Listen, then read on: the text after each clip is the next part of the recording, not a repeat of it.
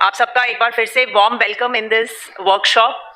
And जैसे already हम morning से ये सारी बातें कर ही रहे हैं कि enrolment update and update process हमारे लिए कितना इंपॉर्टेंट है and how important it is also कि एज अ सोशल वर्क भी ये कितना इंपॉर्टेंट है, राइट। सो ये करने से पहले हमें बेसिक प्रोसीजर्स पता होने बहुत इंपॉर्टेंट है कि लॉगिन कैसे है, लॉगिन के बाद हमारा एनरोलमेंट किट जो है या हमारा जो कंप्लीट आधार किट है उसमें क्या क्या है और उसके कंडीशनिंग्स क्या हैं, all that is what we will discuss. काफ़ी चीज़ें हैं जो इसमें से आपको भी पता होंगी, तो I may ask questions as well, ठीक है। So going on with the first thing, Aadhaar. So when we say this Aadhaar, हम सब जानते हैं कि what this Aadhaar card is. तो आधार कार्ड में ये जो 12 डिजिट नंबर है ये क्या है, कोई बता सकता है? Perfect. Yes, it is a unique identification number and especially जो 12th digit है, right? So 12th digit is again unique.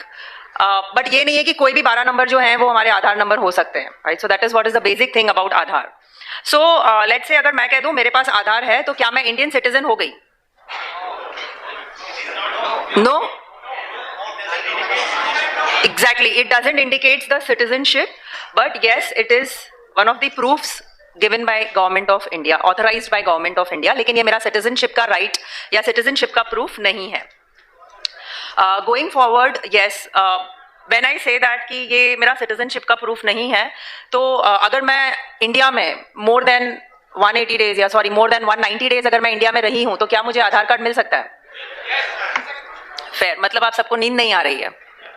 Okay, so Aadhaar enrolment ecosystem में कौन कौन हैं जो इन्वॉल्व हैं? सो ऑफ कोर्स सबसे पहले तो operators, supervisors, enrolling agencies, and who is the most important one in this?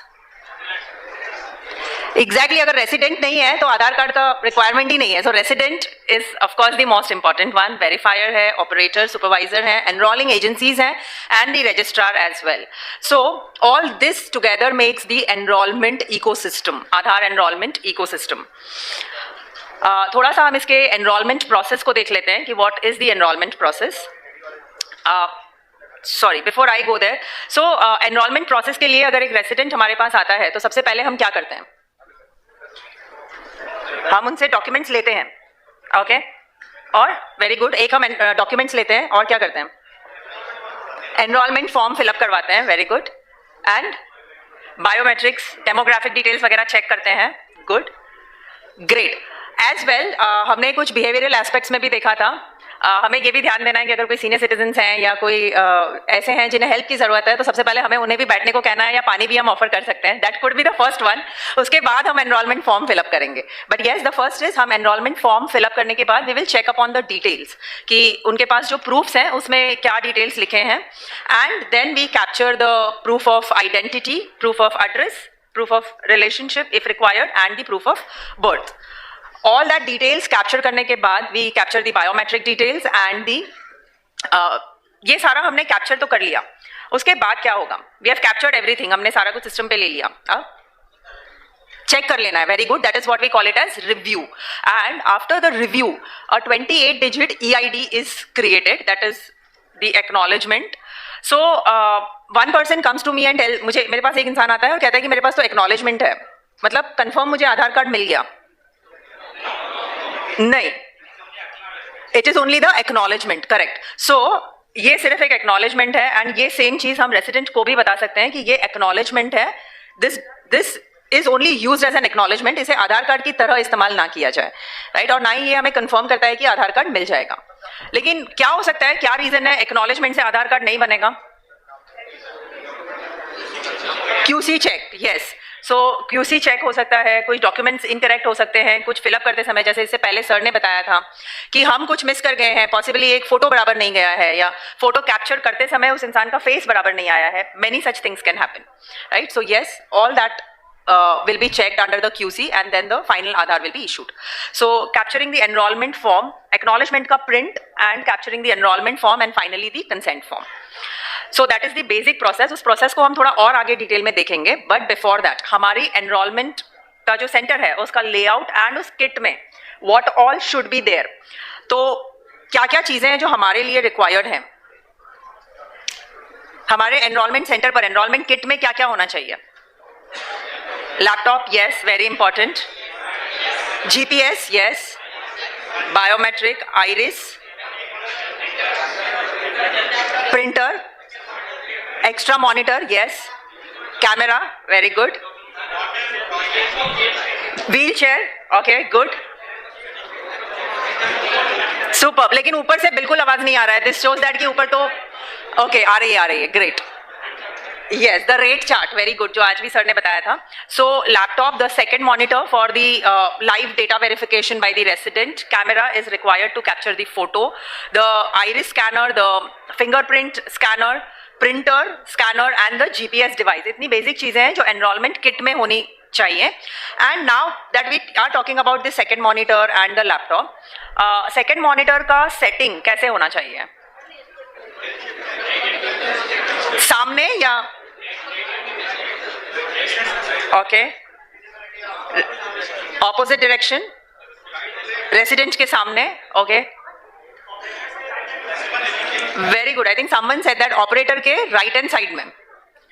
Yes, so let us see that कि what all are the conditionings into it.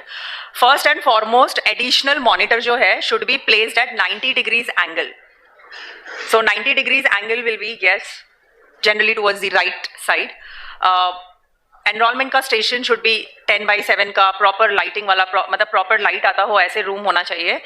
Table is required, all that जो basic stuffs हैं required हैं. ये सारा काम करने के लिए electricity supply is important, internet connection, so that synchronization, GPS, all that can be done, and the sitting arrangement for the resident.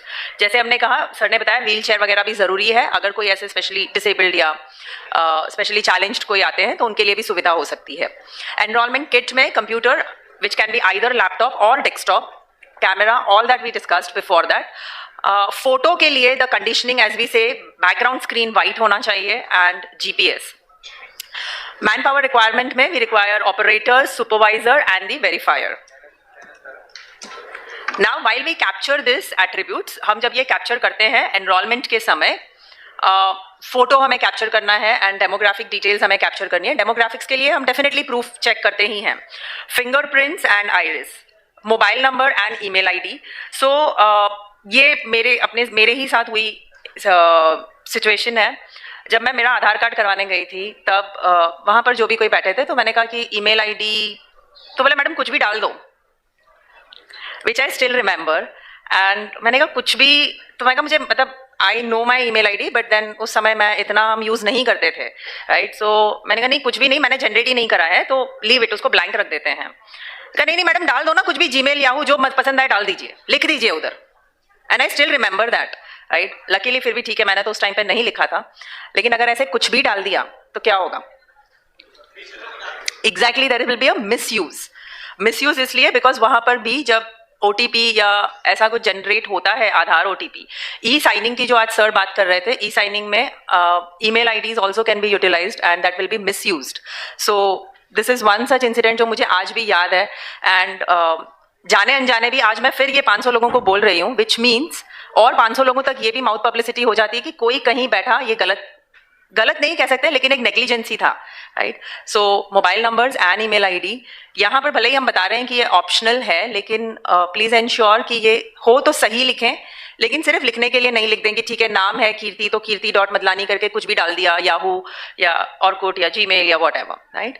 So after that ये email IDs, mobile number and demographic details capture करने के बाद we check for the uniqueness, right. So यहाँ पर ये खास check किया जाता है कि ये फिर से मतलब पहले से ऑलरेडी ये सिस्टम में है या नहीं है, right. So that is why we check that. Then coming on to new enrolment and update. So new enrolment के लिए एक इंसान कितनी बार आएगा हमारे पास? एक ही बार आएगा. देयर इज नो पॉसिबिलिटी कि न्यू एनरोलमेंट के लिए मैं बार बार आऊँ. मेरा जन्म एक ही बार हुआ है, right. So obviously it is once, but update के लिए there are things where people might, जहाँ पर लोग एक से ज़्यादा बार आएंगे. So कहाँ पर हम enrollment कर सकते हैं? Of course हमारे UIDAI के authorized permanent enrollment centers पर हो सकता है. ये offline enrollment भी possible है. आज भी काफ़ी लोगों ने कहा था कि offline भी कर रहे हैं. एनरोलमेंट के लिए, न्यू एनरोलमेंट के लिए हम जब भी आते हैं तो पर्सनली वहाँ पर होना is also important. And when we talk about update में लिमिट्स हैं. थोड़ा सा हम ऊपर की आवाज़ सुनना चाहेंगे कि लिमिट बेस्ड अपडेट जो है तो नाम कितनी बार चेंज हो सकता है? Very good. अब ऊपर जो बैठे थे उन्होंने सोचा कि मैडम तक आवाज नहीं पहुंच रही है, बेटर इशारे में ही बात कर लें. Great. Date of birth? Yes, I can not change, मैं बार बार चेंज नहीं कर सकती हूँ date of birth. However at the same time ये भी ध्यान रखना है कि जब हम उनका डेट ऑफ बर्थ फिलअप कर रहे हो तो करेक्ट हो, ताकि अगेन ईज ऑफ लिविंग हो सके. राइट. जेंडर एक बार, it is only once. So multiple times address, mobile and email updates are permitted, लेकिन documents का proof is required and biometric capture होगा. Right? Physical appearance again यहाँ पर enrollment update के लिए भी important है. Especially अगर हम बात करते हैं for children's 0 to 5 years enrollment के लिए, तो वहाँ पर date of birth proof और parents का आधार is required, at least one of the parents. Aadhaar letter is required as head of family. So going forward, when we talk about this enrollment, new enrollment update, new enrollment and update, so we have two things. Operator client में we have ECMP and CELC. ECMP है enrollment client multi platform, जहाँ पर new enrollment या update के लिए हम उसे इस्तेमाल करते हैं. Especially demographic, biometric updates and even offline भी ECMP काफी इस्तेमाल हो रहा है. CELC name itself says it is for child enrolment. Again it is a software जहां पे हम एनरोलमेंट कर सकते हैं. Mobile and email also can be updated. It is a single finger device. Now online services पर भी हम ये काफी चीजें हैं जो कर सकते हैं. That is nothing but my Aadhaar portal. So अगर मैं सेंटर पर जाकर नहीं करना चाहती हूँ, I can do it online as well. But minor name में सब माइनर चेंजेस हैं, डेट ऑफ बर्थ है या जेंडर एड्रेस, ये updates can be done. So as we say enrollment and update, तो enrollment किस किस टाइप का होता है? Enrollment either will be document based, जहाँ पर मेरे पास सभी documents available हैं मेरे, identity, address proof, and if I am giving a address proof of someone else, then I will require a relationship proof that will be HOF based, head of family based, या फिर introducer based, या फिर child enrollment होगा. अगर child enrollment है तो that will be also one separate category. And update type will be demographic updates या फिर biometric updates. Yeah. सब लोग ध्यान दें, आप लोग को एक ये फीडबैक फॉर्म मिला होगा. सबको मिल गया फीडबैक फॉर्म? तो अब इसमें जो भी फील्ड्स हैं, एक ऑपरेटर नेम होगा, ऑपरेटर आईडी होगी, date of training, location, regional office, mobile number, email ID, ये सब फिल करना मैंडेटरी है. ठीक है, ये सारे आपको वो फील्ड्स में फिल करने. लोकेशन में आप लिखोगे न्यू दिल्ली, और रीजनल ऑफिस में भी क्योंकि इसी जगह पे हो रहा है, ठीक है, तो न्यू दिल्ली रहेगा. उसके बाद आपको रेटिंग के लिए आप देखो सेशन फीडबैक पे ये 8 मॉड्यूल के लिए आपको मिले हैं रेटिंग्स मिले हैं. 5 being excellent and 1 being poor. इसके बीच में 4 है वेरी गुड है, 3 गुड है, 2 फेयर है. तो इस क्राइटेरिया के हिसाब से जो भी आपको लग रहा हो कि जो भी सूटेबल फीडबैक है, तो आप उस बॉक्स में टिक मार्क करोगे. और सेम चीज लागू होती है पैरामीटर्स रेटिंग के लिए भी. Achievement of training objective, training content, course length, participation, presentation and sustainability. तो आपको जो भी लगता है कि अगर आपको लगता है कि अचीवमेंट ऑफ ट्रेनिंग ऑब्जेक्टिव हो गया है, उस हिसाब से अपने हिसाब से आप फीडबैक फिल करोगे, आप टिक मार्क करोगे. और अगर कोई सजेशन है, कोई क्वेश्चन है, कोई क्वेरी है, तो नीचे बॉक्स दिया हुआ है. आप इस बॉक्स में अपने फीडबैक, सजेशन, क्वेरी जो भी आपके मन में है, जो भी दिमाग में है, आप यहाँ पे उसको लिख सकते हो, नोट डाउन कर सकते हो, जिससे कि बाद में हम ड्यू डिलिजेंस से जो है उसका आंसर या जो भी हो, अगर हमें कुछ इंप्रूवमेंट्स करना अपने ट्रेनिंग मॉड्यूल प्रोग्राम में, तो हम कर सकते हैं. ठीक है, सबको आ गया समझ में? Okay, thank you. So by the time आप फीडबैक फॉर्म्स फिलअप कर रहे हैं, we will continue with this as well. इसे भी हम कंटिन्यूएशन में ही रखेंगे. सो एनरोलमेंट अपडेट प्रोसेस में हमने जैसे पहले ही कहा था कि first we will fill up the form, then the resident. अगर रेसिडेंट को कोई डिफिकल्टी है तो क्या हम फॉर्म फिलअप कर सकते हैं? Yes, no.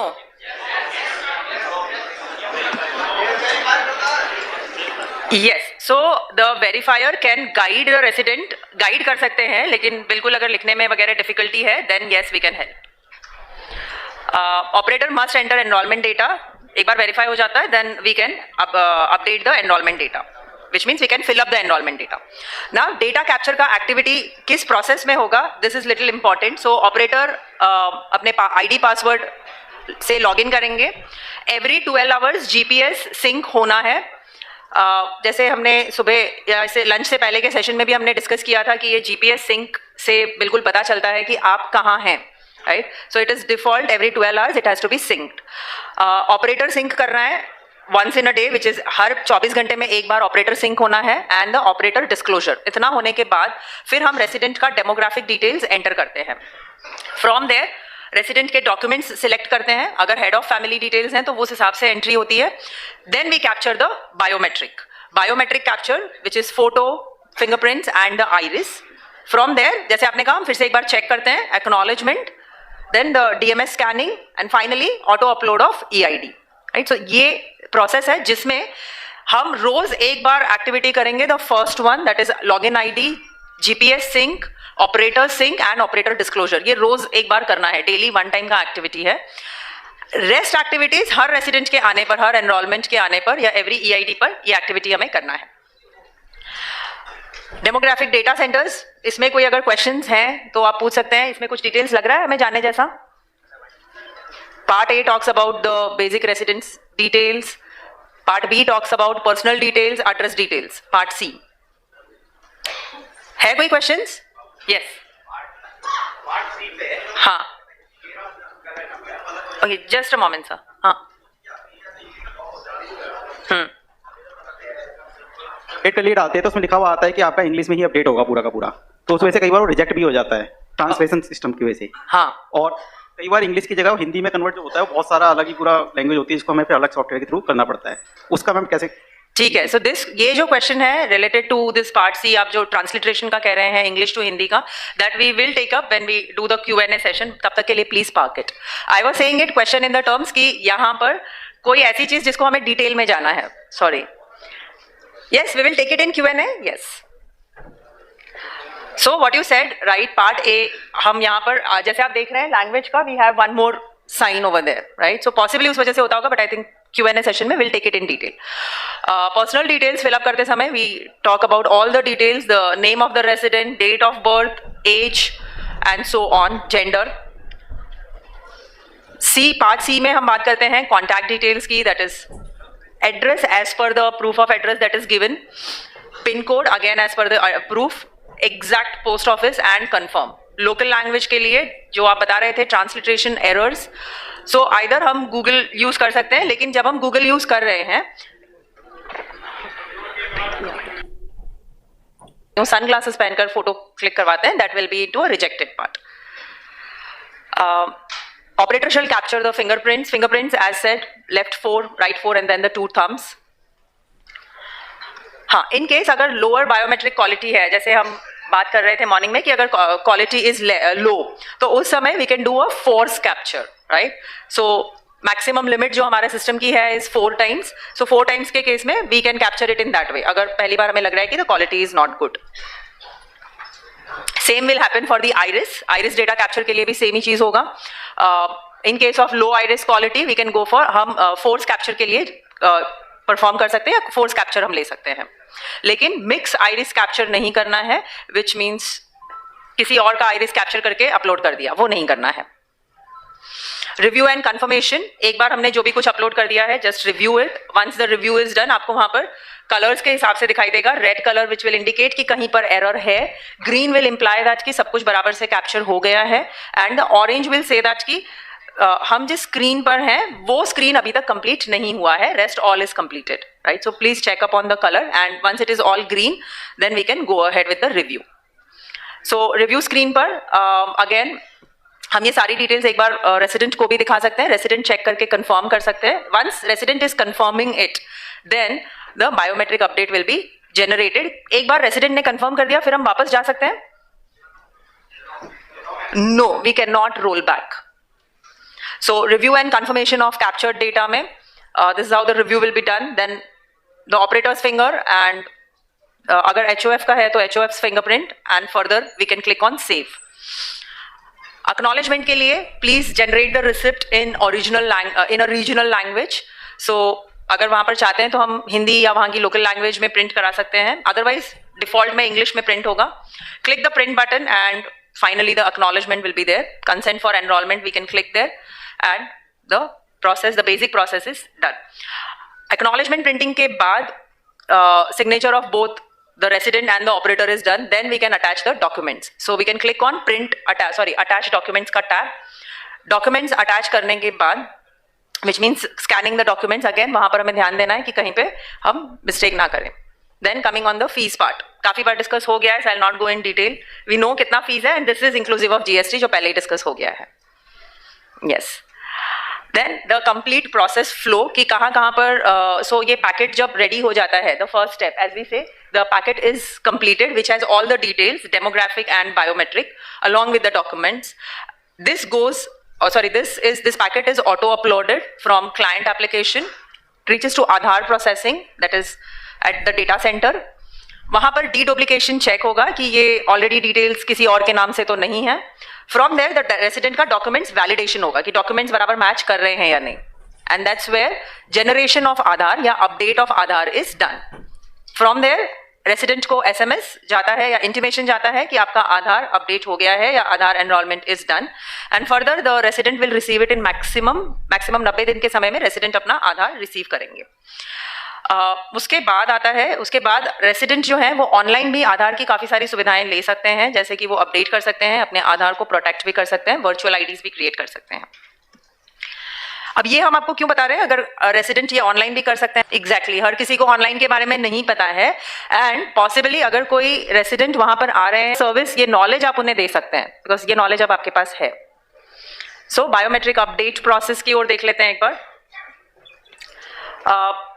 जो चाइल्ड है या बच्चे हैं जिनका लेस देन 5 years में एनरोलमेंट हुआ है, वहां पर हम why are we updating it. So as we can see it, Rohan जब 5 साल से छोटा था तो आधार पर how he looks between age 5 and 15 at the time of enrollment, this is how, and Rohan above 15 years at the time of enrollment क्या changes होंगे. So that we will see. And further जो हमने कहा था exceptional cases, अगर किसी ने हाथ खो दिए हैं due to accident या आंख पर injury है, then how it will work. Plastic surgeries के केस में, या फिर कभी हम कहते हैं ना कि रिजेक्ट हो गया Aadhaar, right. So why it happened. So exceptional handlings हम कैसे करेंगे. एक्सेप्शनल हैंडलिंग्स में वन इज दैट अगर 6 फिंगर्स हैं, 5 की जगह मुझे एक और फिंगर है, क्या वो एक्सेप्शनल हैंडलिंग में जाएगा. Yes, no, no. 6th finger है इज नॉट एन एक्सेप्शन. हमें 5 फिंगर्स का आइरिस चाहिए, 5 फिंगर्स का बायोमेट्रिक चाहिए. सो वो एक्सेप्शनल में नहीं जाएगा. लेकिन अगर मेरा एक फिंगर ही नहीं है या एक से ज्यादा फिंगर्स नहीं है, देन वो एक्सेप्शनल में जाएगा, right. So this is where we say exceptional photo is required अगर एक्सेप्शनल है तो. बायोमेट्रिक एक्सेप्शन बटन पे हमें क्लिक करना है. As you all can see there, it is down bottom.